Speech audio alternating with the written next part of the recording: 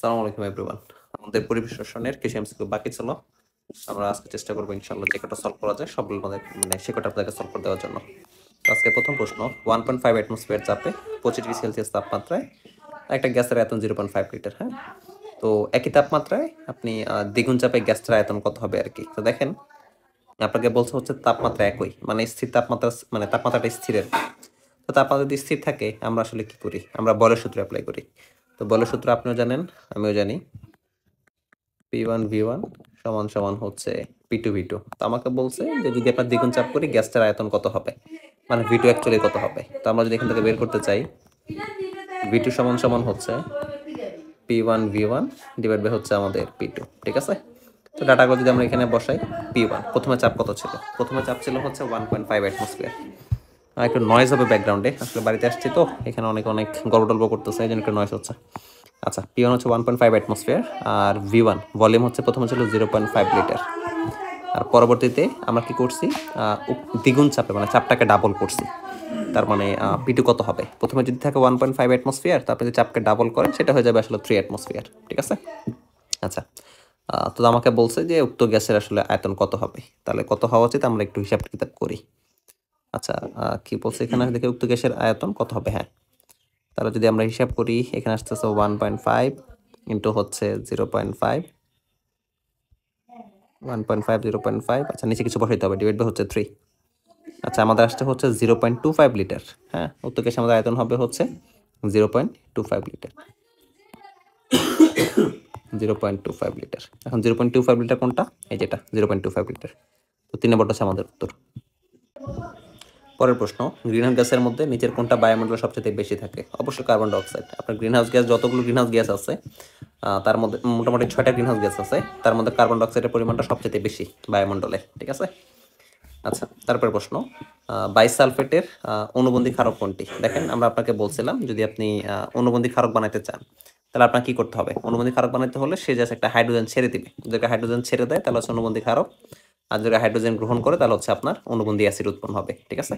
তো বাইসালফেট থেকে যদি সে একটা হাইড্রোজেন ছেড়ে দেয়, একটা হাইড্রোজেন যদি সে ছেড়ে দেয় তার কি হওয়া উচিত, SO4 2-, ওকে।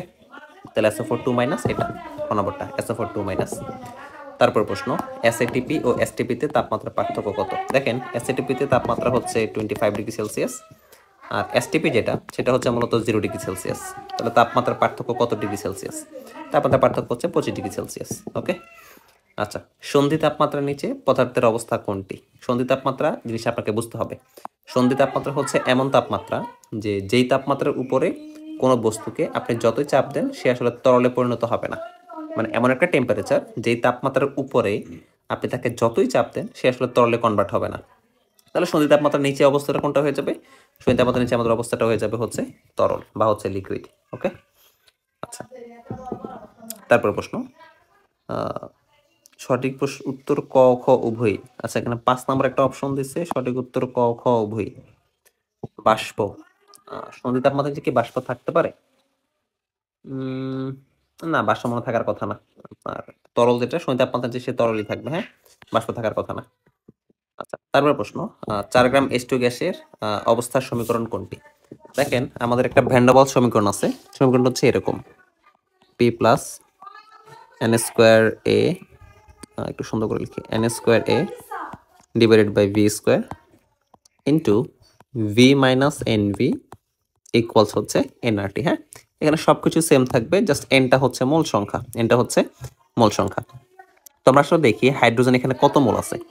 তো এখানে আপনি দেখেন 4 গ্রাম হাইড্রোজেন আছে, তাই না? 4 গ্রাম হাইড্রোজেন মানে হচ্ছে 2 মোল। তো কেউ যদি চান যদি আসলে বের করতে আসলে কিভাবে 2 মোল হইলো, n ইকুয়ালস আমরা জানি w ডিভাইডেড বাই m, তাই না? আচ্ছা, মোল সংখ্যা ইকুয়াল w বাই m। তো এখানে হাইড্রোজেন দেওয়া আছে হচ্ছে 4 গ্রাম, আর আমরা জানি হাইড্রোজেনের ভর হচ্ছে 2, তাহলে কাটাকাটি করলে থাকবে হচ্ছে 2 মোল আর কি। হ্যাঁ, থাকবে হচ্ছে 2 মোল। তো আমরা করব কি, এই প্রত্যেকটা জায়গায় 2 বসায় দিব। হ্যাঁ, প্রত্যেকটা জায়গায় 2 বসায় দিব। তাহলে আমরা n স্কোয়ার a আছে, তাহলে n স্কোয়ারের পরিবর্তে যদি আমরা এখানে 2 বসাই তাহলে 2 দ্বিগুণ আসলে থাকবে হচ্ছে 4। তারপরে আমরা যদি এখানে n এর জায়গায় 2 বসাই তাহলে আমরা এটাকে মুছে দিই, এখানে দিলাম হচ্ছে v মাইনাস n মানে হচ্ছে 2v। সিমিলারলি আমরা এখানেও এই nটা মুছে দিই, এখানে দিয়ে দিচ্ছি হচ্ছে 2। তাহলে এমন এমন সমীকরণ কত নম্বর অপশন আছে আপনাকে সেটা বের করেন। P plus 4 divided by V square কোথায় আছে? যে P plus 4 divided by V square V minus 2b equals to RT। হ্যাঁ, গ নম্বর যেটা আছে আপনি বুঝতে পারতেছেন, এটা হচ্ছে সঠিক উত্তর। ঠিক আছে, এটা মূলত ভ্যান ডার ওয়ালস সমীকরণ আর কি। আচ্ছা, তারপর প্রশ্ন, প্রমাণ তাপমাত্রায় 10 লিটার মিথেন গ্যাসের অনুসংখ্যা কত? এটা আসলে আমরা মোল সংখ্যার কনসেপ্ট দিয়ে করবো। হ্যাঁ, তো আমরা জানি অনুসংখ্যা বের করার জন্য আমাদের যে সমীকরণ সেটা হচ্ছে মোল সংখ্যা বের করার জন্য n divided by number of Avogadro equals আপনাকে দেওয়া আছে হচ্ছে আয়তন। হ্যাঁ, তো আয়তনের জন্য আমরা বেস করব হচ্ছে v ডিভাইডেড বাই আমাদের 22.414, আর এটা এনশিওর করতে হবে ভিটা লিটার হইতে হবে। তাহলে অনুসংখ্যা n সমান সমান v, আচ্ছা আমি একবার হিসাব করেই ফেলি, v আমাদের কত লিটার, v হচ্ছে 10 ডিভাইডেড বাই এখানে হচ্ছে আমাদের 22.414 ইন্টু নাম্বার অফ অ্যাভোগাড্রো, আর যদি আপনি গুণ করেন নাম্বার অফ অ্যাভোগাড্রো যেটা হচ্ছে 6.023 ইন্টু 10⁻23। আচ্ছা, তো আমরা যদি এখানে হিসাব করি আসলে কত আসে? আচ্ছা, প্রচুর সাউন্ড, মানে আমি আমার দাদু বাড়ি আসছি, তো ছোটো বাচ্চারা কান্নাকাটি করতেছে, খেলাধুলা করতেছে, লাফালাফি করতেছে, অনেক ঝামেলা আর কি। আচ্ছা, তো হোপফুলি আমার সাউন্ড ক্লিয়ার থাকার কথা, খুব একটা না বোঝার কথা না। 6.023 ইন্টু 10⁻23। আচ্ছা, ইঞ্জিনিয়ারিং মোডে নিয়ে যাই, আমাদের আনসারটা হচ্ছে 2.687 ইন্টু 10⁻23। হ্যাঁ, এটা আসছে আমাদের উত্তর 2.687। এমন অপশন আছে না, এটা হ্যাঁ 2.689 ইন্টু 10⁻23। ঠিক আছে, হ্যাঁ এটা সঠিক উত্তর, খ নম্বরটা, মানে এটাই সবচেয়ে ক্লোজ প্রক্সিমিটিতে আছে, তো সেজন্য আমরা এটাকে আনসার হিসেবে চুজ করলাম। আচ্ছা, সামনের দিকে যাই, 58, আদর্শ গ্যাসের বৈশিষ্ট্যসূচক মানদণ্ড কোনটা? PV equals nRT. এই প্রশ্নটা আগেও পাইছিলেন। হ্যাঁ, পিভি ইকুয়ালস এনআরটি এই সমীকরণটা সে মেনে চলে। 2 নম্বরে পিভি ইকুয়ালস এনআরটি দিছে। আচ্ছা, একই সেম অপশন দুইবার চলে আসছে। হ্যাঁ, আচ্ছা এটা 2 হওয়ার কথা। এসটিপিতে মোলার আয়তন 22.414 লিটার। হ্যাঁ, আদর্শ গ্যাসের আয়তন এসটিপিতে 22.414 লিটার। তাহলে কোনটা সঠিক? সবগুলোই সঠিক। আচ্ছা, তারপর প্রশ্ন, অ্যামোনিয়া একটি ক্ষার। হ্যাঁ, অ্যামোনিয়া ক্ষারধর্মী কারণ এটা হচ্ছে ইলেকট্রন দাতা। আপনার লুইস মতবাদ অনুসারে যারা হচ্ছে বেস, হ্যাঁ এরা হচ্ছে ইলেকট্রন ডোনর, মানে এরা ইলেকট্রন ডোনেট করে। হ্যাঁ, আর অ্যাসিড হচ্ছে ভাইস ভার্সা, অ্যাসিড হচ্ছে যারা ইলেকট্রন অ্যাকসেপ্ট করে, ইলেকট্রন অ্যাকসেপ্টর। হ্যাঁ, যারা মূলত অ্যাকসেপ্ট করে। তাহলে আপনার অ্যামোনিয়া ক্ষার, কারণ সে হচ্ছে ইলেকট্রন দাতা। ঠিক আছে, ফাইন। তারপর আমাদের বলছে সে অ্যাসিডের সাথে বিক্রিয়া করে। হ্যাঁ, অবশ্যই অ্যামোনিয়া অ্যাসিডের সাথে বিক্রিয়া করে। তারপরে প্রশ্ন, সে হচ্ছে প্রোটন গ্রহিতা। অ্যামোনিয়া হচ্ছে প্রোটন গ্রহিতা। হ্যাঁ, আপনার ব্রনস্টেড লাউরি মতবাদ অনুসারে যারা হচ্ছে আপনার প্রোটন গ্রহণ করে, আপনার ব্রনস্টেড আর লাউরি মতবাদ অনুসারে যারা হচ্ছে প্রোটন গ্রহণ করে এরা হচ্ছে অ্যাসিড। হ্যাঁ, এরা হচ্ছে অ্যাসিড, আর যারা প্রোটন দান করে তারা হচ্ছে ক্ষার। এগুলো হচ্ছে এই মতবাদ অনুগুলোর কনসেপ্ট। তাহলে অ্যামোনিয়া সে আসলে একটা প্রোটন গ্রহণ করতে পারে, কারণ অ্যামোনিয়াকে যদি আপনি একটা প্রোটন H+ দিয়ে দেন, এটা মূলত হয়ে যাবে হচ্ছে NH4+। তো যেহেতু সে একটা প্রোটন গ্রহণ করছে, তার মানে এই জন্য অবশ্যই সে ক্ষার। তাহলে উত্তর আমাদের সবগুলো সঠিক, 1, 2 ও 3। বেশ কয়েকটা কনসেপ্টের জায়গায় চলে আসছে। আপনার এই লুইস মতবাদের যে কনসেপ্ট সেটাও আসছে, আবার এই ব্রনস্টেড লাউরি যে মতবাদ সেটাও আসছে। তারপরে প্রশ্ন 60 নাম্বার, উদ্দীপকের আলোকে প্রশ্নের উত্তর দিতে বলছে। ঠিক আছে, ফাইন। এখানে এ গ্যাস, বি গ্যাস, তারপরে সি গ্যাস, ডি গ্যাস কিছু একটা দেওয়া আছে আর কি। আচ্ছা, কোন গ্যাসটি 60 নাম্বারটা, কোন গ্যাসটি সবার আগে তরলীভূত হবে? দেখেন, যেই গ্যাসটার আপনার ঋণাত্মক বিচ্যুতি বেশি, হ্যাঁ যেই গ্যাসটার ঋণাত্মক বিচ্যুতি বেশি, এটাকে আপনার তরলে কনভার্ট করা আপনার জন্য অনেক ইজি হয় আর কি। কারণ আমরা যদি জুল থমসন ইফেক্ট যখন ইফেক্ট করি, তো দেখা যায় কি যারা হচ্ছে আপনার এই ঋণাত্মক বিচ্যুতিটা বেশি হয় তাদেরকে আপনার লিকুইডিকেশন বা হচ্ছে আপনার তরল করাটা ইজি হয় আর কি। যেহেতু ডি গ্যাসটা আপনি দেখে বুঝতে পারতেছেন নেগেটিভ বিচ্যুতি বেশি, তার মানে এটাকে তরলীকরণ করা সবচাইতে সহজ হবে। আচ্ছা, তারপরে 61, নিচের আগে প্রশ্ন দিতে বলছে যে হ্যাঁ সেম উদ্দীপক না, হ্যাঁ সেম উদ্দীপক আপনাকে বলতেছে যে উদ্দীপকের এ গ্যাসটি সি অপেক্ষা কম পেষণযোগ্য। এই গ্যাসটা সি অপেক্ষা কম পেষণযোগ্য। হ্যাঁ, যেই গ্যাসগুলা হচ্ছে আপনার সি তো হচ্ছে আদর্শ, হ্যাঁ সিটা হচ্ছে আপনার আদর্শ গ্যাস, সি হচ্ছে আদর্শ।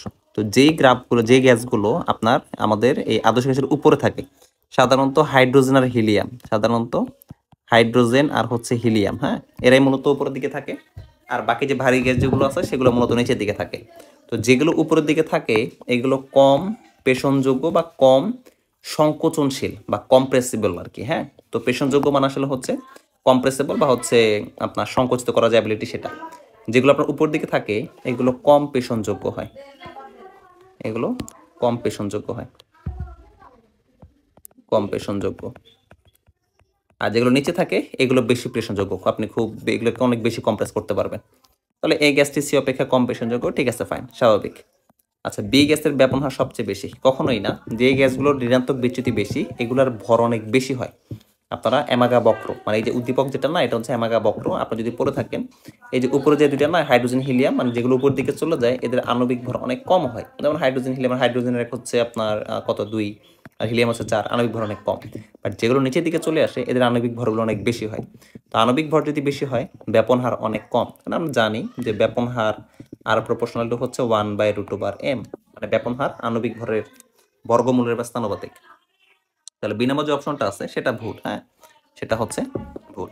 তারপর ডি গ্যাসটা পানিতে অধিক দ্রবণীয়। হ্যাঁ, ডি গ্যাসটা আসলে মূলত আপনার কার্বন ডাইঅক্সাইড, কারণ আপনার কার্বন ডাইঅক্সাইডের ঋণাত্মক বিচ্যুতিটা মোটামুটি অনেক বেশি আর কি। তো কার্বন ডাইঅক্সাইড মোটামুটি পানিতে অনেক বেশি দ্রবণীয়। হ্যাঁ, ইনফ্যাক্ট কার্বন ডাইঅক্সাইড ছাড়া এই বাকি যে গ্যাস যেগুলো আছে যেগুলো আপনার ঋণাত্মক বিচ্যুতি বেশি এগুলো মোটামুটি পানিতে ভালো দ্রবীভূত হয়। তো আমাদের 3 নম্বর যে অপশনটা সেটা সঠিক, কারণ ডি যেটা মূলত হচ্ছে কার্বন ডাইঅক্সাইড। আচ্ছা, তো ডি গ্যাস পানিতে অধিক দ্রবণীয়, তাহলে আমাদের সঠিক উত্তর হচ্ছে একোতিন। একোতিন আছে না, হ্যাঁ, খ নম্বরে একোতিন। আচ্ছা, তারপর আসেন 62, আমাদের একটা গ্রাফ দিয়ে দিছে। এদিক বরাবর দিচ্ছে হচ্ছে ভলিউম, এদিক বরাবর দিচ্ছে হচ্ছে টেম্পারেচার, মানে টেম্পারেচারের সাথে ভলিউমটা হচ্ছে সমানুপাতিক, ঠিক আছে, ফাইন। আচ্ছা, কিউ বিন্দুতে তাপমাত্রা কত? দেখেন থিওরিটিক্যালি আমরা দেখতে পাইতেছি যে কিউ বিন্দুতে ভলিউমটা শূন্য হয়ে গেছে, আয়তনটা শূন্য হয়ে গেছে। তো কখন আয়তন শূন্য হয়? আপনার -273°C তাপমাত্রায় আয়তন শূন্য হয়ে যায়, এটাকে পরম শূন্য তাপমাত্রা বলে। হ্যাঁ, আচ্ছা, পরের প্রশ্ন আমাকে বলছে বয়লের সূত্রের সাহায্যে উদ্দীপকের চিত্রের সমন্বয়ে গঠিত সম্পর্ক। আচ্ছা, উদ্দীপকের যে চিত্রটা মানে হচ্ছে ভি প্রপোর্শনাল টু টি, এটা মূলত হচ্ছে চার্লসের সূত্র। এটা আপনি জানেন, এটা মূলত হচ্ছে চার্লসের সূত্র, ঠিক আছে, যে এই ভি এর সাথে টি সম্পর্ক হচ্ছে সমানুপাতিক। আর বয়লের যে সূত্র, যেটা বয়লের সূত্র হচ্ছে বি প্রপোর্শনাল টু 1/p। হ্যাঁ, এটা মূলত হচ্ছে বয়লের সূত্র। আচ্ছা, তো আমরা যদি দুটোকে কম্বাইন করি বা তাহলে এমন আসা উচিত ভি প্রপোর্শনাল টু হচ্ছে t/p, ঠিক আছে। তো আমরা যদি সমানুপাতিক চিহ্ন উঠে দিই তাহলে v equals k into t/p, ঠিক আছে। আচ্ছা, হ্যাঁ, সমানুপাতিক উঠে এমন থাকার কথা। তা আমরা এরকম বলতে পারি না pv ইকুয়ালস হচ্ছে kt, এমন অপশন কি আছে? pv ইকুয়ালস হচ্ছে kt। আচ্ছা, হ্যাঁ, ক নম্বরে দেখেন এই অপশনটা আছে যেটা আমরা দেখছিলাম, pv ইকুয়ালস হচ্ছে kt, pv ইকুয়ালস হচ্ছে kt। তাহলে আমাদের উত্তর যেটা ক, এটা হচ্ছে সঠিক। আর আপনারা ইন্টারমিডিয়েটে এমন পড়ছেন যে pv/t সমান সমান হচ্ছে k। তো এই জায়গা থেকে আপনারা একটা সমন্বয় সূত্র পড়ছিলেন, p1v1/t1 ইকুয়ালস হচ্ছে p2v2 ডিভাইড বাই হচ্ছে t2, এমন সমন্বয় সূত্র আপনারা পড়ছিলেন। ওকে, তো এটা আমাদের ওই সেম জিনিসটাকেই আপনারা জাস্ট এই t যেটা নিচে ছিল এটাকে ডান পাশে গুণ করে লিখছে, pv ইকুয়ালস হচ্ছে kt। আচ্ছা, ফাইন। তারপর প্রশ্ন আমাদের 64 আমাদের কি বলছে, উদ্দীপকের এলাকায় যেতে উত্তর দাও। উদ্দীপকের কোনটাকে উভধর্মী পদার্থ বলা যায়? এখানে কি আছে? অ্যামোনিয়া বাইকার্বনেট, তারপর হচ্ছে NH4+ আর এখানে হচ্ছে কার্বনেট। আচ্ছা, ঠিক আছে, ফাইন। এখানে বাইকার্বনেট, H2O, H2CO3 আর হচ্ছে আমাদের হাইড্রোক্সিল। তাহলে কোনটাকে আমরা উভধর্মী পদার্থ বলতে পারবো? আচ্ছা, আমরা একটু জাস্ট দেখি যে আসলে কোন জিনিসটা দুই জায়গাতে আছে আমাদের আর কোনটা আপনার একই রকম, মোটামুটি একই রকম আচরণ করতেছে।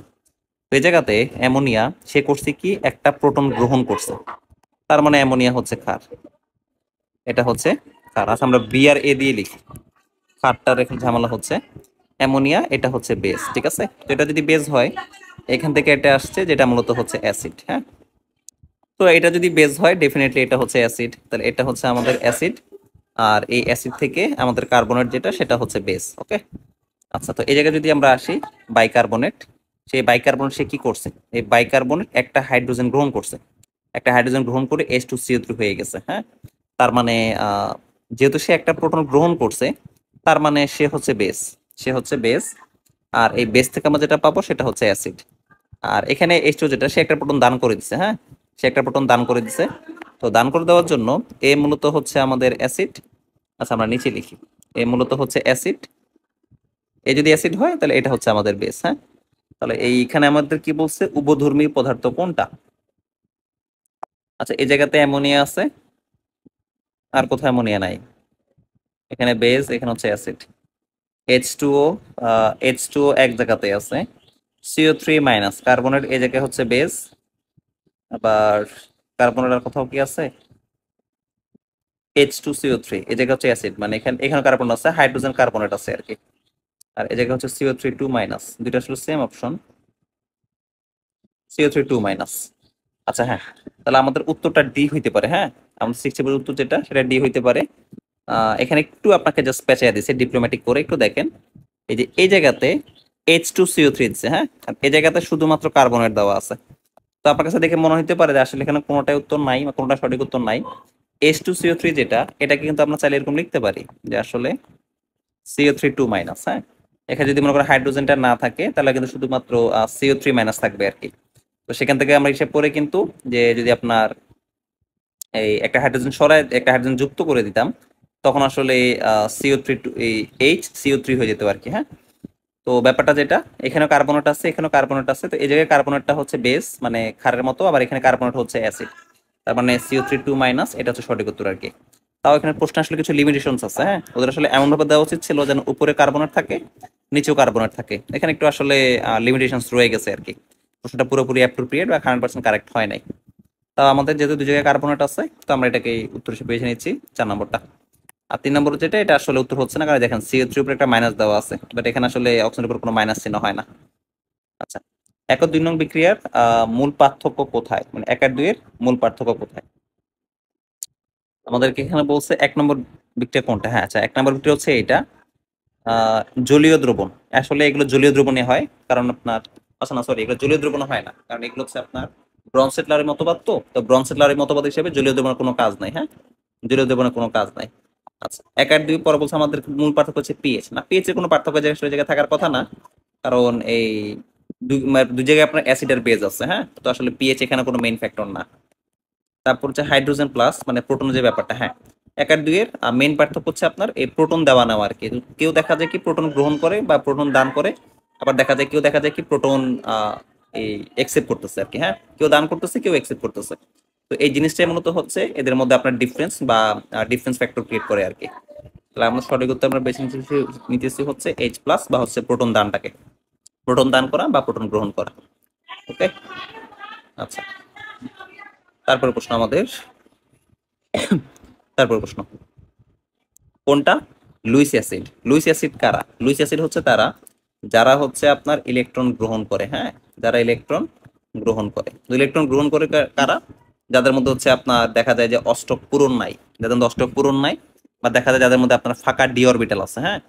তো সালফার ট্রাইঅক্সাইড যেটা, সালফার ট্রাইঅক্সাইড যেটা, এখানে সালফারের মধ্যে আপনার ফাঁকা ডি অরবিটাল থাকে, হ্যাঁ। কারণ অ্যামোনিয়া যেটা, এই যে অ্যামোনিয়া যেটা এর মধ্যে মুক্তদের আছে, সে দান করতে পারে। তারপরে H2O পানি যেটার মধ্যে অক্সিজেন যেটা, সেও দান করতে পারে। তারপরে আপনার সায়ানাইডের মধ্যে এটা লিগেন্ড হিসেবে কাজ করে, হ্যাঁ। তো এখানে আপনার নাইট্রোজেনের এরও মুক্তজোড় ইলেকট্রন আছে আর কি। তাহলে মূলত সালফার ট্রাইঅক্সাইড যেটা, এর মধ্যে ফাঁকা ডি অরবিটাল থাকে, হ্যাঁ। আপনি যদি এর স্ট্রাকচারটা আঁকেন, যে সালফার হচ্ছে আপনার 16, হ্যাঁ। তো সেখান থেকে আপনি দেখবেন যে সালফার এক জোড়া মুক্ত ইলেকট্রন গ্রহণ করতে পারে বা রিসিভ করতে পারে আর কি। তো যেহেতু সালফার অ্যাকসেপ্ট করতে পারে, এজন্য সালফার হচ্ছে আমাদের লুইস অ্যাসিড। ওকে, আচ্ছা। তারপর প্রশ্ন, পানির বিশুদ্ধতার মানদণ্ড সম্পর্কে কোনটা সঠিক? তাপমাত্রার বৃদ্ধিতে ডিও বৃদ্ধি পায় না, ডিও আসলে তাপমাত্রার সাথে সম্পর্কিত না। আপনার এই জৈব দূষকের পরিমাণ যদি বেড়ে যায়, সেক্ষেত্রে আপনার ডিওর মানটা বৃদ্ধি পায় আর কি। এটা সঠিক না। সিওডি এর মান বিওডি অপেক্ষা বেশি পায়, হ্যাঁ অবশ্যই। কারণ কি, আপনার বিওডি যে ব্যাপারটা, বিওডি শুধুমাত্র বায়োলজিক্যাল অক্সিজেন ডিপেন্ড, মানে জৈব দূষককে মাপে। আর সিওডি যেটা, সিওডি জৈব অজৈব দুইটাকে মাপে আর কি। তো যার কারণে সিওডির মান স্বাভাবিকভাবে বিওডি থেকে বেশি হয় আর কি। তো এটা সঠিক উত্তর। বাকি দুইটা তাহলে আমি টেস্ট করতেছি না, ওগুলো সঠিক উত্তর হবে না।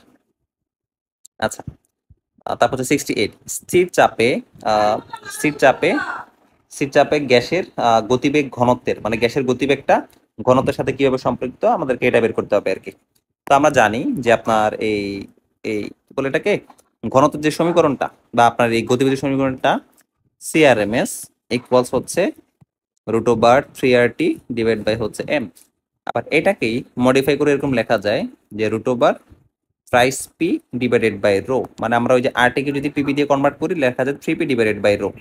তাহলে আমরা কি বলতে পারবো যে সি এর সাথে CRMS প্রপোর্শনাল টু 1/√রো, মানে হচ্ছে এই গতিবেগটা ঘনত্বের বর্গমূলের বা স্থানুপাতিক। তার আমরা বলতেই পারবো যে স্থিরচাপের গতিবেগ ঘনত্বের বর্গমূলের বা স্থানুপাতিক। 4 নম্বরটা। তারপরে প্রশ্ন, এসটিপিতে কোন গ্যাসের 1 গ্রাম সবচেয়ে বেশি আয়তন দখল করবে? আচ্ছা, ওই গ্যাসের সবচেয়ে বেশি আয়তন দখল করবে আসলে যার মোল সংখ্যা বেশি। হ্যাঁ, যার মোল সংখ্যা বেশি সে মূলত আয়তন বেশি দখল করবে। তো আমরা আসলে প্রত্যেকটার মোল সংখ্যা বের করি। তো আপনারা জানেন মোল সংখ্যা n সমান হচ্ছে W ডিভাইডেড বাই m। হ্যাঁ, তো সেই হিসেবে আমাদের হাইড্রোজেনের মোল সংখ্যা হচ্ছে 1 ডিভাইডেড বাই 2, নাইট্রোজেনের মোল সংখ্যা হচ্ছে 1 ডিভাইডেড বাই 28, অক্সিজেনেরটা হচ্ছে 1 ডিভাইডেড বাই 32, আর আর্গনেরটা হচ্ছে 1 ডিভাইডেড বাই 36। ঠিক আছে? আচ্ছা, আর্গনের বর খুব সম্ভবত 36ই হবে। সঠিকটা আসলে ভুলে গেছি, ঠিক, বাট 36 হওয়ার কথা চান্সেস বেশি আর কি। ওকে, তো তার মানে এখানে সবচেয়ে বেশি মোল সংখ্যা আসলে বেশি কার? হাইড্রোজেনেরটাই। হ্যাঁ, আমরা দেখতে পাচ্ছি যে হাইড্রোজেনের মোল সংখ্যা সবচেয়ে বেশি, যেটা আসলে হচ্ছে অলমোস্ট 0.5 মোল। হ্যাঁ, 0.5 মোল। তো যেহেতু হাইড্রোজেনের মোল সংখ্যা সবচেয়ে বেশি, তাহলে হাইড্রোজেনই মূলত সবচেয়ে বেশি আয়তন দখল করবে। ঠিক আছে? আচ্ছা, নিচের কোনটা লুইস ক্ষারক? লুইস ক্ষারক হচ্ছে তারা যারা হচ্ছে আপনার এক জোড়া ইলেকট্রন দান করতে পারবে। যারা এক জোড়া ইলেকট্রন দান করতে পারে তাদেরকে বলা হয় লুইস ক্ষার। তো লুইস ক্ষারকে এই যে অ্যামোনিয়া হচ্ছে আপনার মুক্ত ইলেকট্রন দান করতে পারে, সেজন্য সে হচ্ছে লুইস ক্ষার। আর বাকি যেগুলো আছে এগুলো হচ্ছে লুইস অ্যাসিড। ঠিক আছে? এটা লুইস অ্যাসিড, এটা লুইস অ্যাসিড। আচ্ছা, অ্যাসিটিপিতে কোনো গ্যাসের আয়তন 24.789, এর তাপমাত্রা কত? তো আমরা জানি অ্যাসিটিপিতে তাপমাত্রা হচ্ছে 25 ডিগ্রি সেলসিয়াস। অ্যাসিটিপিতে তাপমাত্রা হচ্ছে 25 ডিগ্রি সেলসিয়াস, এটা মুখস্থ আপনারা জেনে নেবেন। আচ্ছা, কোনটা সঠিক? আমাদেরকে বলতেছে সিজিএস এককে আর এর মান 8.314 × 10⁻7। এত ক্যালোরি আছে না, এত ক্যালোরি না, এটা আর্গ হলে সঠিক উত্তর হইতো। হ্যাঁ, এটা যদি আপনার আর্গ হইতো তাহলে আপনার সঠিক উত্তর হইতো। আচ্ছা, এস এককে আর এর মান 0.082, না, এটা আসলে হচ্ছে এস এককে না, এটা হচ্ছে আপনার লিটার অ্যাটমসফিয়ার এককে। লিটার অ্যাটমসফিয়ার এককে আর এর মান 8.314, এটা এই মানটা যেটা এটা আসলে এস এককে। হ্যাঁ, সবগুলো উল্টাপাল্টা দেওয়া। আচ্ছা, প্রপোর্শনাল টু টি, মানে তাপমাত্রার সাথে চাপের সম্পর্ক সমানুপাতিক গেলুসাকের সূত্র। হ্যাঁ, এটা সঠিক উত্তর। আপনার প্রপোর্শনাল টু টি, এটা হচ্ছে গেলুসাকের সূত্র, যে তাপমাত্রা যদি বাড়ে চাপ বাড়তে থাকবে। আচ্ছা, ডাল্টনের আংশিক চাপ সূত্র প্রযোজ্য কোন ক্ষেত্রে? দেখেন, ডাল্টনের আংশিক চাপ সূত্র তখনই প্রযোজ্য যেখানে আপনার মেনশন করা আছে পরস্পর বিক্রিয়াহীন। হ্যাঁ, এমন দুইটা গ্যাসের মিক্সচার আপনাকে নিতে হবে যারা আপনার কোনো পরস্পর বিক্রিয়া করবে না, পরস্পর বিক্রিয়াহীন। তো কারা কারা আসলে বিক্রিয়া করে না সেই জিনিসটা আমাদেরকে জানতে হবে। ফ্লোরিন আর হচ্ছে হাইড্রোজেন, এরা বিক্রিয়া করে ফেলে, এরা বিক্রিয়া করে আপনার হাইড্রোজেন ফ্লোরাইড যেটা আছে না সেটা বানায় ফেলে, হাইড্রোজেন ফ্লোরাইড বানায় ফেলে। মিথেন আর হচ্ছে ক্লোরিন, এরা বিক্রিয়া করে ফেলে, এরা বিক্রিয়া করে মিথাইল ক্লোরাইড বানায় ফেলে। ঠিক আছে? তারপরে অ্যামোনিয়া আর HCl, এরা বিক্রিয়া করে অ্যামোনিয়াম ক্লোরাইড এটা বানায় ফেলে। নাইট্রোজেন আর অক্সিজেন এরা সাধারণ তাপমাত্রা বিক্রিয়া করে না। বুঝতে পারছেন? নাইট্রোজেন অক্সিজেন এরা স্বাভাবিক তাপমাত্রা বিক্রিয়া করে না, এর জন্য এই দুইটার ক্ষেত্রে আমরা ডাল্টনের আংশিক চাপ সূত্র প্রয়োগ করতে পারবো। ওকে, আচ্ছা, তারপরে প্রশ্ন, নিচের কোনটা সঠিক? নিম্ন তাপমাত্রা ও উচ্চ চাপে বাস্তব গ্যাসসমূহ আদর্শ গ্যাসের মতো আচরণ করে না। উচ্চ তাপমাত্রা ও নিম্ন চাপে, হ্যাঁ, আপনার শর্ত হচ্ছে উচ্চ তাপমাত্রা, এটা কিন্তু একটা গুরুত্বপূর্ণ ইনফরমেশন, এমসিকিউতে প্রায় সময় আসে। উচ্চ তাপমাত্রা ও নিম্ন চাপ যদি আপনার এই কন্ডিশন আপনি মেনটেন করতে পারেন, তখন আসলে বাস্তব গ্যাসগুলা আদর্শ গ্যাসের মতো আচরণ শুরু করবে। আচ্ছা, তার মানে এটা আমাদের অপশন হচ্ছে না। পানির জলে হু অনুমোদিত আর্সেনিকের সর্বোচ্চ গ্রহণযোগ্য মাত্রা হচ্ছে 0.004 থেকে 0.005 পিপিটি।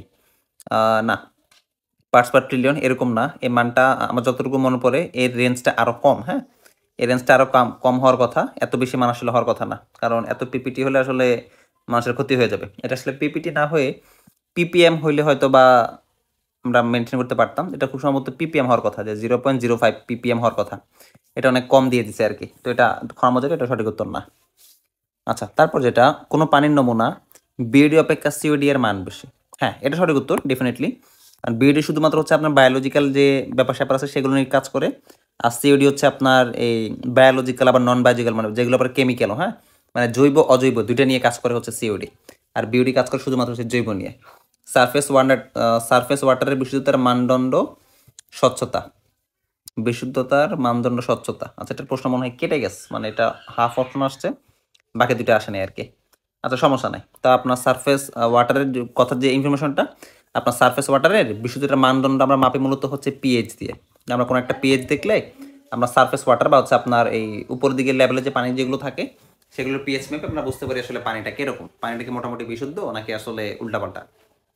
আচ্ছা, পরের প্রশ্ন আমাদের 75 আমাদের কি বলছে যে গ্রাহামের সূত্র প্রপোর্শনাল টু 1/m।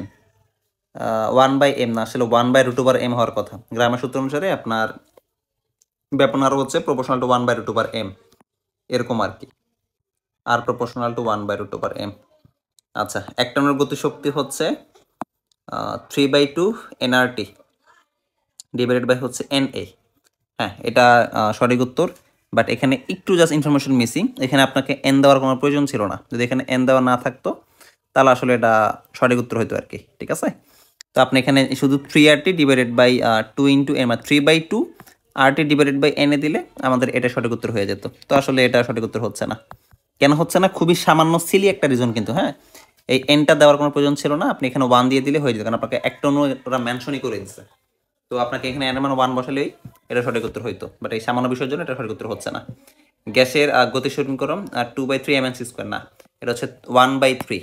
ফর্মুলা হচ্ছে 1/3 mnc স্কোয়ার। ঠিক আছে, এই ইনফরমেশনটা আপনাকে জানা থাকতে হবে, আর জানান হোপফুলি।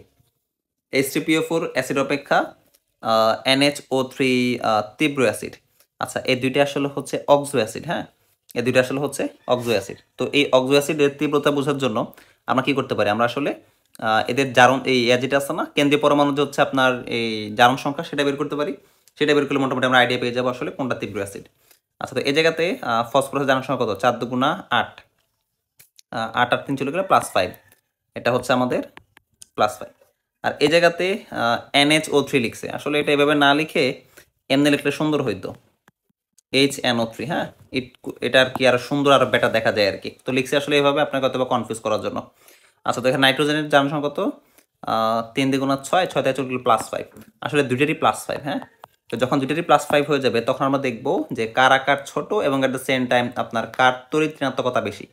তো যেহেতু এখানে নাইট্রোজেনের তড়িৎ ঋণাত্মকতা বেশি ফসফরাসের তুলনায়, ফসফরাসের হচ্ছে 2.1। আপনারা কতবার জানেন যে ফসফরাসের তড়িৎ ঋণাত্মকতা হচ্ছে 2.1, আর নাইট্রোজেন এটা হচ্ছে আমাদের ফ্লোরিন, অক্সিজেন, নাইট্রোজেন। নাইট্রোজেন হচ্ছে আপনার 3। ঠিক আছে, তো নাইট্রোজেন যদি বেশি তড়িৎ ঋণাত্মক, তার মানে এটা হচ্ছে বেশি তীব্র অ্যাসিড। তো 4 নম্বর অপশন যেটা আছে এটা সঠিক। ওকে, আসলে এগুলোতে ব্যাখ্যা অনেক বেশি আর কি। তো আমি চেষ্টা করতেছি আপনাকে সবগুলো ব্যাখ্যা দেওয়ার জন্য, যেন আপনি প্রপারলি বুঝতে পারেন আর কি আসলে কোনটা কিভাবে কি কাজ করতেছে। আচ্ছা, কোন তাপমাত্রায় একটা অণুর গতিশক্তি শূন্য হয়ে যাবে? আসলে পরম শূন্য তাপমাত্রায়। আর আমরা জানি পরম শূন্য তাপমাত্রা হচ্ছে -273 ডিগ্রি সেলসিয়াস অথবা আপনার 0 কেলভিন। আপনি এই দুটো যে কোনো একটা যেটা আছে সেটা আপনি চুজ করতে পারেন। তো এখানে কি কি দেওয়া আছে? হ্যাঁ, 0 কেলভিন অপশনে দেওয়া আছে, তার মানে এটা হচ্ছে সঠিক উত্তর। তারপর প্রশ্ন আমাদের 77, আমাদেরকে 100 ডিগ্রি সেলসিয়াস তাপমাত্রা ও 1 অ্যাটমসফিয়ার চাপে কার্বন ডাইঅক্সাইড গ্যাসের ঘনত্ব কত? তো দেখেন, যখন ঘনত্বের ব্যাপার চলে আসবে আমরা তখন ইউজ করবো হচ্ছে এই ফর্মুলাটা, PM ইকুয়ালস হচ্ছে DRT, বা আমরা এখান থেকে ইউজ করতে পারি D ইকুয়ালস হচ্ছে PM ডিভাইডেড বাই RT। তো আমরা যদি ডাটা বসাই, P হচ্ছে আপনার চাপ আপনাকে দিয়ে দিছে 1.0526। আণবিক ভর আমরা জানি কার্বন ডাইঅক্সাইড যেটা আছে না, কার্বন ডাইঅক্সাইড আণবিক ভর হচ্ছে 44। ওকে, তো আমরা M বসাচ্ছি হচ্ছে 44। আর এর মান লিটার অ্যাটমসফিয়ার এককে 0.082, আর তাপমাত্রা হচ্ছে 100 ডিগ্রি সেলসিয়াস। তার সাথে আপনাকে +273 করতে হবে। তো করলে আপনি বুঝতে পারতেছেন 373 আসবে। তো আমি এখানে বসাচ্ছি হচ্ছে 373। তো ক্যালকুলেশন করি আমরা, দেখি কত আসে। 1.0526 ইন্টু 44 ডিভাইডেড বাই 0.082 ইন্টু হচ্ছে 373। আচ্ছা, আমাদের আসছে হচ্ছে 1.514। তো মোটামুটি এটার কাছাকাছি কোন আনসারটা আছে? এটা আছে 1.512। আমাদের 1.514 আসছে, ওদের 1.512 আসছে আর কি। তো 77 যেটা গ নম্বরটা, এটা হচ্ছে সঠিক উত্তর। পরের প্রশ্নে যাই আমরা। আপনাকে এখানে দেওয়া আছে P আর V দেওয়া আছে, T হচ্ছে ধ্রুবক। তো এটা দেখে আপনার বোঝার কথা, হ্যাঁ, ব্যস্তানুপাতিক গ্রাফ যেহেতু, এটা হচ্ছে বয়েলের সূত্র। এটা মূলত হচ্ছে আমাদের বয়েলের সূত্র। আচ্ছা, তারপর সামনে যাই। আদর্শ পানির ডিউ এর পরিসীমার কত? আপনি এই হাজারি নাকসারের বইতে দেখলে বুঝতে পারবেন যে যেটা আপনার বিশুদ্ধ পানি বা আদর্শ পানি, এটার ডিউ এর মান হচ্ছে 4 থেকে 8 এত ppm। হ্যাঁ, 4 থেকে 8 ppm। আর আসলে ppm মানে মূলত হচ্ছে মিলিগ্রাম পার লিটার। আপনারা অনেকে জানেন যে ppm যে কথা আর মিলিগ্রাম পার লিটার একই কথা। তাহলে আমাদের অপশন হচ্ছে খ নম্বরটা, 4 থেকে 8 এত মিলিগ্রাম পার লিটার। এখানে একটু কিছু ইনফরমেশন আছে। হ্যাঁ, আপনার পানির যে ইনফরমেশনগুলো এগুলো অবশ্যই মুখস্থ রাখবেন, এগুলো কিন্তু এমসিকিউতে ডিরেক্ট চলে আসে, হুবহু চলে আসে। আচ্ছা, লিটার অ্যাটমসফিয়ার এককে আর এর মান কত? 0.082, এই যেটা 0.0821 লিটার অ্যাটমসফিয়ার পার মৌল পার কেলভিন। ওকে। আচ্ছা, এখানে কে দুইবার দিছে? দুইবার হবে না, একবার হবে। তারপরে প্রশ্ন, নিচের কোন গ্যাসগুলোর ব্যাপন হার সমান? ব্যাপন হার সমান হলে দুইটার আণবিক ভর সমান হবে। হ্যাঁ, আপনার আণবিক ভর সমান হবে। আণবিক ভর যদি সমান হয় তখন ব্যাপন হার সমান হবে। আমরা দেখি এখানে কার্বন ডাইঅক্সাইডের কত? কার্বন ডাইঅক্সাইডের 44, অক্সিজেনের 32, তাহলে তো হওয়ার চান্সেস নাই। এখানে কার্বন ডাইঅক্সাইডের 44, নাইট্রোজেনের হচ্ছে 28 আর অক্সিজেনের হচ্ছে আপনার 16। তাহলে 28 এর 16 যোগ করলে কত হয়? 28, এটা সাউন্ড করতেছে না কেন? 28 যোগ হচ্ছে 16, 44। হ্যাঁ, এটা সেম আসতেছে। এই দুটো যোগ করলে আসলে 44 যেহেতু সেম আসছে, তার মানে এদের ব্যাপন হার সমান। উত্তর হচ্ছে খ নম্বরটা, এদের আণবিক ভর সমান, এদের ব্যাপন হার সমান। তারপরে প্রশ্ন, এসটিপিতে কোনো গ্যাসের আয়তন 500 মিলি ও এত 740 এত চাপে ও 25 ডিগ্রি সেলসিয়াস তাপমাত্রায় উক্ত গ্যাসের আয়তন কত হবে? ঠিক আছে। আচ্ছা, আমাদেরকে মোটামুটি ভালোই ডাটা দিয়ে দিচ্ছে। হ্যাঁ, আমরা জানি যে এসটিপি মানে হচ্ছে আপনার এই প্রমাণ তাপমাত্রা ও চাপ আর কি। তো এসটিপিতে মানে হচ্ছে আপনার তাপমাত্রা হচ্ছে 0 ডিগ্রি সেলসিয়াস। ঠিক আছে, আর চাপটা হচ্ছে 1 অ্যাটমসফিয়ার। এখন এই চাপটা দেওয়া আছে হচ্ছে 740 মানে মিলিমিটার পারদ চাপে। তাহলে আমরা জানি 1 অ্যাটমসফিয়ার মানে হচ্ছে 760। হ্যাঁ, 1 অ্যাটমসফিয়ার মানে হচ্ছে 760 মিলিমিটার পারদ। তাহলে এই জায়গাতে তিনটি ইনফরমেশন আমরা বের করে নিয়ে আসলাম। 0 degree Celsius, which one is 273 Kelvin. হ্যাঁ, 273 কেলভিন। তাহলে আমরা জায়গায় আমাদের যে ইনফরমেশন ছিল তাপমাত্রা, চাপ আর আয়তন নিয়ে আসছি। এই জায়গায় নতুন একটা চাপ দেওয়া আছে, নতুন তাপমাত্রা দেওয়া আছে, কত আয়তন দখল করবে। তো দেখেন, তিনটে ইনফরমেশন দেওয়া থাকলে আমরা সমন্বয় সূত্র অ্যাপ্লাই করি। সমন্বয় সূত্র কোনটা? সমন্বয় সূত্র হচ্ছে এটা সমন্বয় সূত্র, P1 V1 divided by T1 equals হচ্ছে P2 V2 ডিভাইড বাই হচ্ছে আমাদের T2। ঠিক আছে, তো আমরা যদি ডাটা বসাই, P1 আমাদের প্রথমে এই পাশে P1 কত? এই পাশে চাপ হচ্ছে 760, P1 হচ্ছে 760 ইন্টু আমাদের ভলিউম কত? আমাদের ভলিউম হচ্ছে 500 মিলি। হ্যাঁ, ভলিউম হচ্ছে 500 মিলি। তাহলে V1 হচ্ছে আমাদের 500 আর T1 তাপমাত্রা হচ্ছে 0 ডিগ্রি সেলসিয়াস মানে হচ্ছে 273 ইকুয়ালস। ডান পাশে ইনফরমেশনে আসি। আমাদের এই জায়গায় চাপ হচ্ছে 740 ইন্টু এই V2 আমাকে বের করতে হবে। হ্যাঁ, V2 আমাকে বের করতে হবে। আর T2 হচ্ছে 25 ডিগ্রি সেলসিয়াস। এই জায়গাতে 25 ডিগ্রি সেলসিয়াস আপনি যদি প্লাস 273 করেন মানে ক্যালভিনে নেওয়ার জন্য, যেটা আসবে 298 ক্যালভিন। 298 ক্যালভিন। হ্যাঁ, তো আপনারা অনেকে চাইলে পক্ষান্তর করে এই V এর মানটা বের করতে পারেন। আবার অনেকে যদি আপনার দক্ষ হন, আপনি সলভ অপারেটর ইউজ করে সরাসরি আপনি ভিডিওর মানটা বের করে নিয়ে আসতে পারেন। ঠিক আছে, তো এটা সরাসরি ক্যালকুলেটর কিভাবে করা যায় সেটা আমি আপনাকে দেখাই। হ্যাঁ, এটা আসলে সলভ অপারেটর নামে একটা অপারেটর আছে, সেই অপারেটর দিয়ে আমরা আপনাকে সলভ করে দেখানোর ট্রাই করব। তো আমরা এই যে এখানে যেরকম দেওয়া আছে না, ঠিক হুবহু এই জিনিসগুলো তুলবো। এই V2কে জাস্ট একটা আননোন মানে আমরা এক্স ধরবো আর কি। হ্যাঁ, তো আপনি এটা 991 ES বা হচ্ছে 991 EX ওই সব দুইটাতে করতে পারবেন, কোনো সমস্যা নেই। তো প্রথম কাজ এগুলো আমাদেরকে তুলতে হবে। তো তোলার জন্য আমরা এখানে তুলতেছি 760 ইন্টু হচ্ছে আমাদের 500 ডিভাইডেড বাই হচ্ছে 273। হ্যাঁ, এখন আপনাকে এখানে তো একটা ইকুয়াল সাইন আছে। হ্যাঁ, তো আপনি যদি আপনার ক্যালকুলেটরের ইকুয়াল সাইনটা মাইরে দেন তাহলে কিন্তু আসলে হবে না। আপনাকে আলফা প্রেস করে এই ক্যালকুলেটর বাটনটা প্রেস করতে হবে, তাহলে দেখবেন একটা ইকুয়াল সাইন আসছে। হ্যাঁ, তো ইকুয়াল সাইন আসার পরে আপনি আবার এই অপারেটরটা দিয়ে রাইট হ্যান্ড সাইডে যে ডাটাগুলো আছে আপনি সেগুলো তুলবেন। যে 740 ইন্টু এখানে V2 দেওয়া আছে। হ্যাঁ, আপনি এই V2কে আপনি এক্স ধরবেন। তো আপনি আপনার ইচ্ছা মতো যে কোনো সিম্বল ধরবেন, ABC, মানে আপনার জাস্ট ইচ্ছা আর কি। তো আমি এখানে এক্স ধরবো, এর জন্য আমি এই আলফা দিয়ে এই ব্র্যাকেটটা দিচ্ছি। হ্যাঁ, তো তাহলে দেখেন নিচে আসলে এক্স চলে আসছে। তো যে এক্স এর মানটা মধ্যে আমি বের করতে চাচ্ছি আর কি। আচ্ছা, নিচে আসলাম, নিচে সে লিখলাম হচ্ছে 298, লিখলাম হচ্ছে 298। তো দেখেন আমাকে সরাসরি এক্স এর মানটা ওরা দিয়ে দিছে, বাট আপনি যদি নর্মাল ক্যালকুলেটর করতে চান আপনাকে এই শিফট দিয়ে এই সলভে আবার প্রেস করতে হবে, তাহলে আপনি দেখবেন আপনাকে এক্স এর মান ওরা সরাসরি দেখা দিবে আর কি। হ্যাঁ, মানে এখানে এক্স মান আসলে আমার V2, যেটা আসলে হচ্ছে 560। আপনি ক্যালকুলেটর দেখতে পারবেন, যে দেখেন 560 আসছে, ঠিক আছে 560। আচ্ছা, তার মানে আমাদের V2 মান হচ্ছে 560.53। তার মানে আমাদের V2 সমান সমান 560.53 এত মিলি। তো আপনি যেটাকে লিটারে নিয়ে যান, তো আসলে এটা 0.56 হবে আর কি। 1000 দিয়ে যদি ভাগ দেন এটা হবে 0.56 লিটার। তো আমাদের অপশন দেখেন, এই দেখেন 0.56 লিটার, এটা এই জায়গায় রয়ে গেছে, ঠিক আছে। তো এই জায়গায় মোটামুটি ভালোই জায়গায় লেগে গেছে। তো আমি এটাকে একটু উপরে তুলে দিই, যেন আপনি যখন আপনাকে পিডিএফ দিয়ে দিব আপনি যেন বুঝতে পারেন আর কি। যে এইটুকু, এই সবটুকু আমি একটু উপরের দিকে নিয়ে দিয়ে দিচ্ছি, এটার অংশ আর কি। এটা হচ্ছে এই প্রশ্নের অংশ।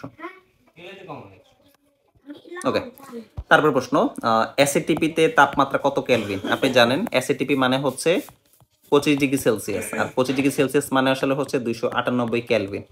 আপনি এর সাথে +273 করে দেখেন, যেটা আসবে হচ্ছে 298 কেলভিন।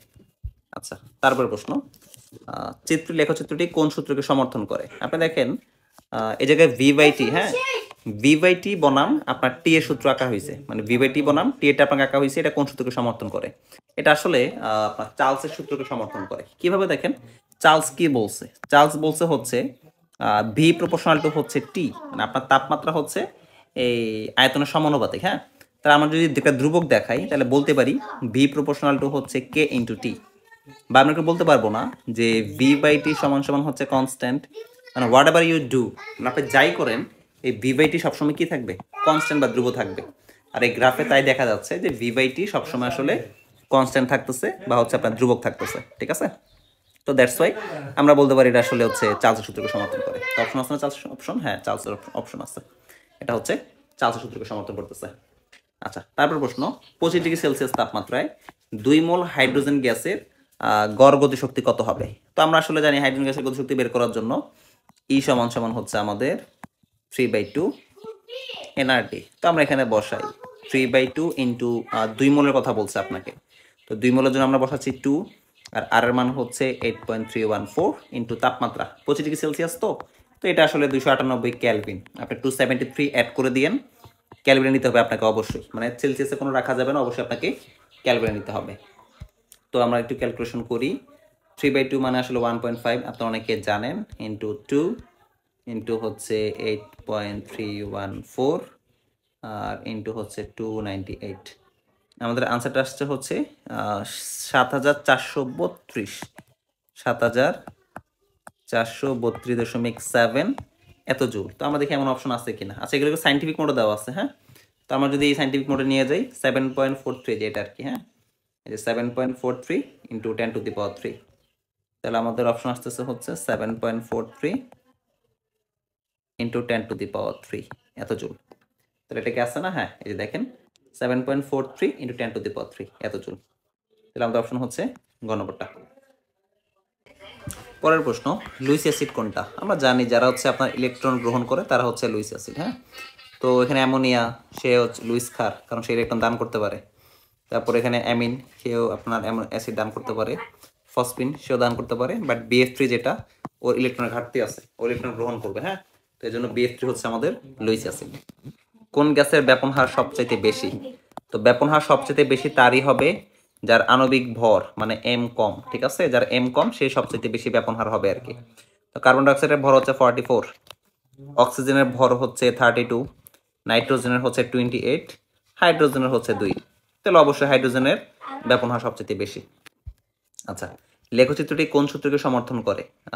V প্রপোর্শনাল টু হচ্ছে T, মানে আয়তন তাপমাত্রার সমানুপাতিক। অবশ্যই চার্লসের সূত্র। হ্যাঁ, এটা অবশ্যই চার্লসের সূত্রকে সমর্থন করে।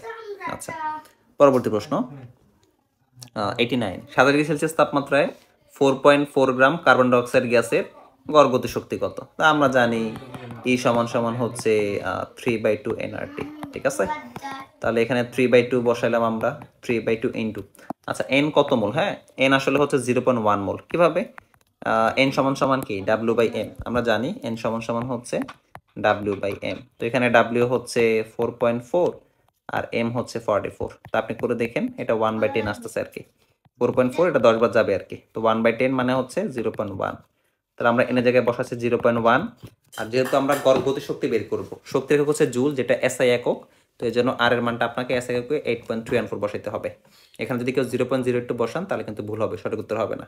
ইন্টু তাপমাত্রা 27 ডিগ্রি সেলসিয়াস। 27 ডিগ্রি সেলসিয়াস মানে হচ্ছে 300 ক্যালভিন। আপনি 273 যোগ করলে এটা 300 ক্যালভিন চলে আসবে। এইচএসসি পরীক্ষা দেবেন 2 দিন পরে, তো হোপফুলি এগুলো আপনার জানা থাকার কথা। আচ্ছা, তো আমরা হিসাব করি। এখানে 3/2 মানে আসলে হচ্ছে 1.5, n হচ্ছে 0.1, আর হচ্ছে 8.314, আর ইন্টু হচ্ছে 300। তা আমাদের আসতে হচ্ছে 374.13। আমাদের আনসার আসতে হচ্ছে 374.13। তো এমন অপশন আছে কি আশেপাশে? হ্যাঁ, একদম খাপের খাপ, 374.13 এত জুল। তাহলে 89 হচ্ছে 2 নম্বরটা। আচ্ছা, তারপর প্রশ্ন, উদ্দীপকের স্টপ কক খুলে দিলে A+B মিশ্রণের মোট চাপ কত হবে? হ্যাঁ, মোট চাপ কত হবে? তো এটা আসলে হচ্ছে আপনার ডাল্টনের আংশিক চাপ সূত্র আর কি। তো মোট চাপ বের করার জন্য ফর্মুলাটা খুব ইজি।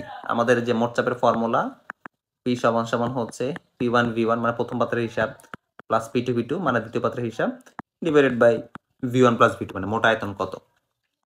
তাহলে সিম্পল হিসাব আমরা করি। P1 প্রথমে চাপ হচ্ছে 760 ইন্টু V1 প্রথম আয়তন হচ্ছে 500 মিলি, ঠিক আছে, প্লাস P2 চাপ হচ্ছে 770 ইন্টু V2 আয়তন হচ্ছে 600।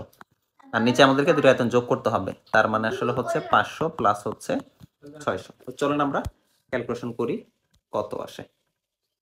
আমাদের এখানে আসতেছে কত?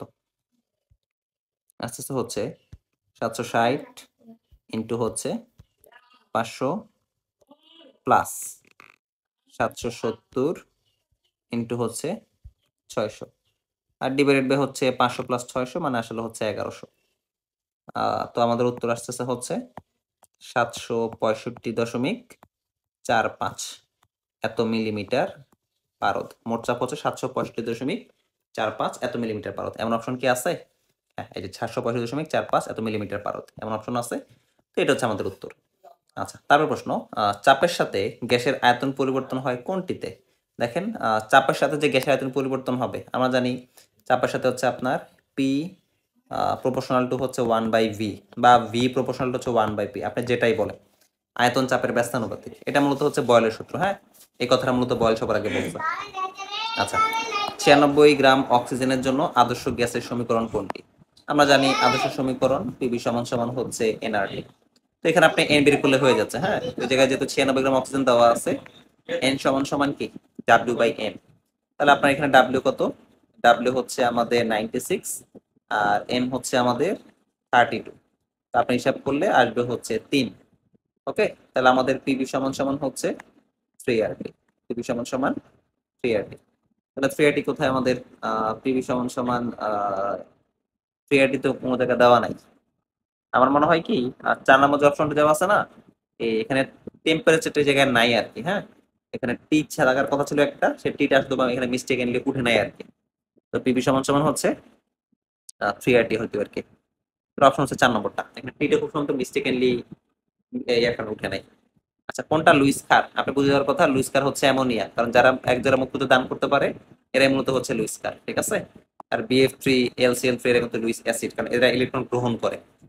আচ্ছা, 27 ডিগ্রি সেলসিয়াস তাপমাত্রা 22 গ্রাম কার্বন ডাইঅক্সাইডের গতিশক্তি কত জুল? এটা আপনারা করবেন। হ্যাঁ, এই = আপনি অলরেডি জানেন 3/2 nRT।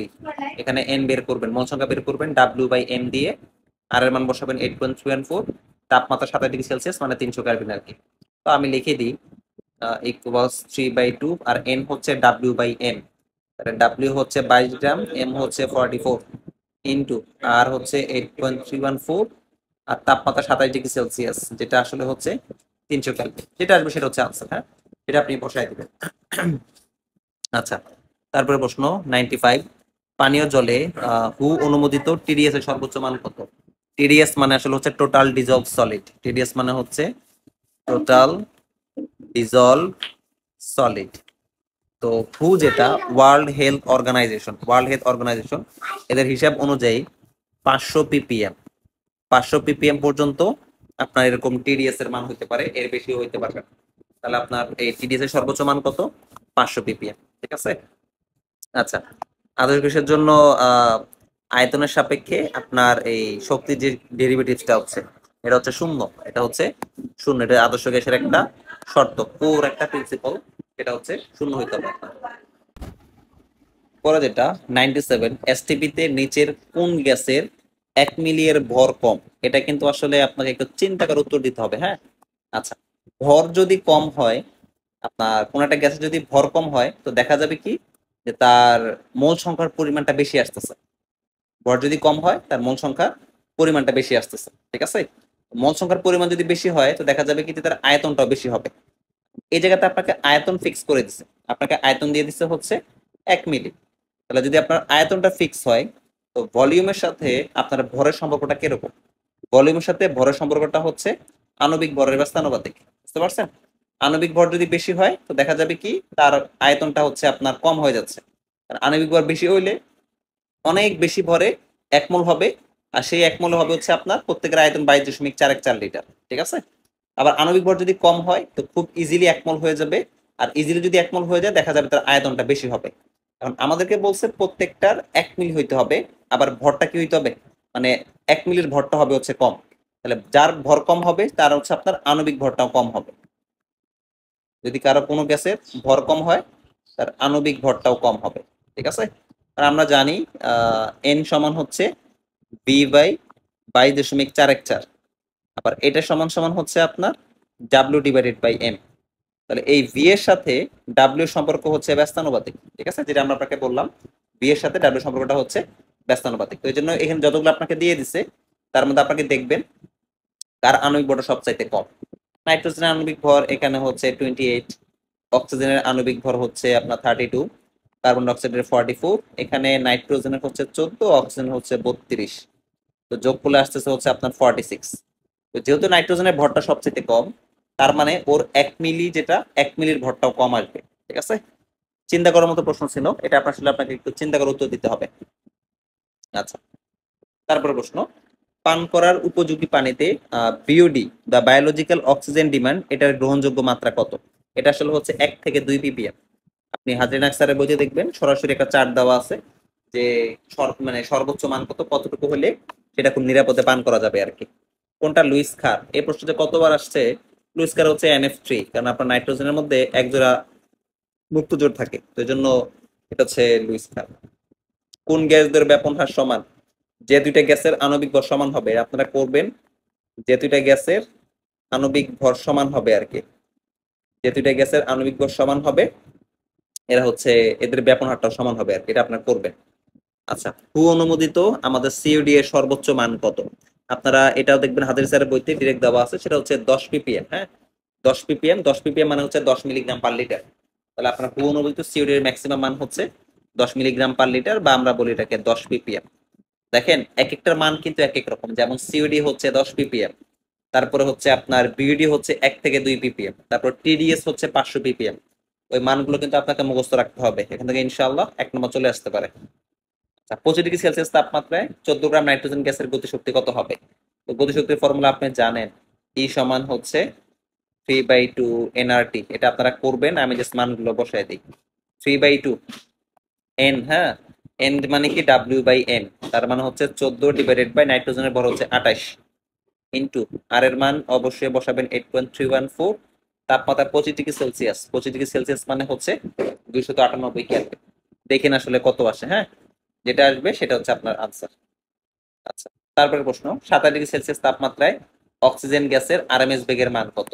তো আমরা জানি, তো জুম করি, আমরা জানি আরএমএস বেগ বের করার জন্য CRMS equals √3RT divided by M. গতকাল একটা কথা বলছিলাম যে এই ভুলটা আপনি করবেন, এই এম অবশ্যই কেজিতে নিতে হবে, হ্যাঁ, এই এমটাকে অবশ্যই আপনাকে কেজিতে নিতে হবে। তো আমরা এখানে নিচ্ছি, বসাচ্ছি আমরা √3 ইন্টু আর এর মান বসাবো 8.314।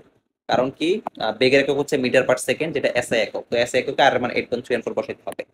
তাপমাত্রা কত বলছে আপনাকে? তাপমাত্রা বলছে 27 ডিগ্রি সেলসিয়াস। তো এটা যদি আপনি এটাকে ক্যালভিনে নিয়ে যান, 27 + 273, এটা আসবে হচ্ছে 300 কেলভিন। আর নিচে আণবিক ভর অক্সিজেন ভর হচ্ছে 32, বাট এটা অবশ্যই আপনাকে কেজে নিতে হবে, ইন্টু হচ্ছে 10⁻³ ওকে। তো আমরা এটা আপনাকে হিসাব করে দেখাইতেছি এটা আসলে কত আসবে। আচ্ছা, তো আমাদের ক্যালকুলেশন দুই পাশে দিতে হবে। 3 ইন্টু, হ্যাঁ, 3 ইন্টু 8.314, 3 ইন্টু 8.314 ইন্টু হচ্ছে 300, আর ডিভাইড বাই হচ্ছে আমাদের 32 ইন্টু 10⁻³